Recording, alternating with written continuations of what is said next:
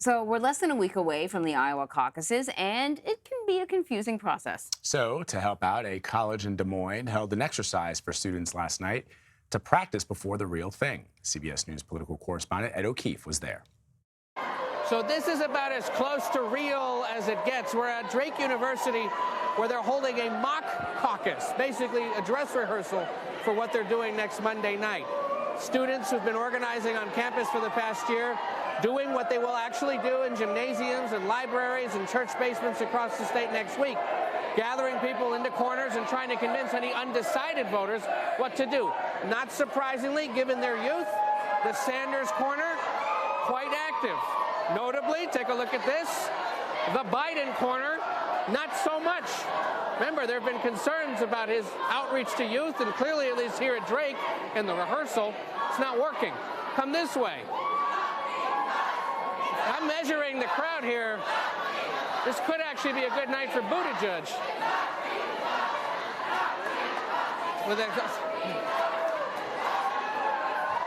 Each of the campaigns gave or appointed somebody to give remarks ahead of the caucus to explain to students why they should be voting for a certain candidate.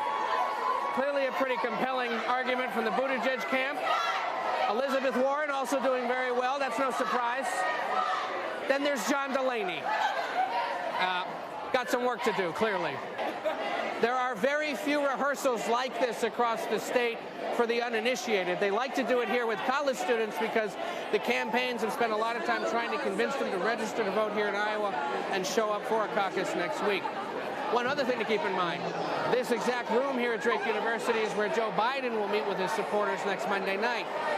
Whether it's a win or a loss, we'll just have to wait and see. So after the first round, turns out about 185 students were here, and only 2 campaigns emerged with enough viability, meaning they got at least 15% of those participating in their corner.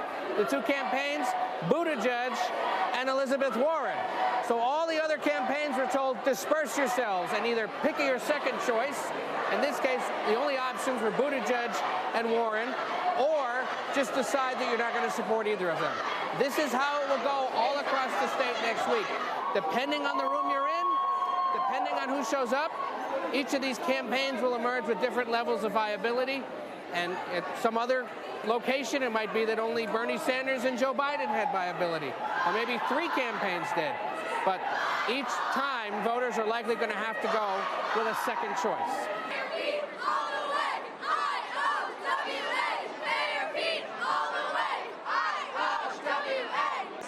37, 38, 39, 40.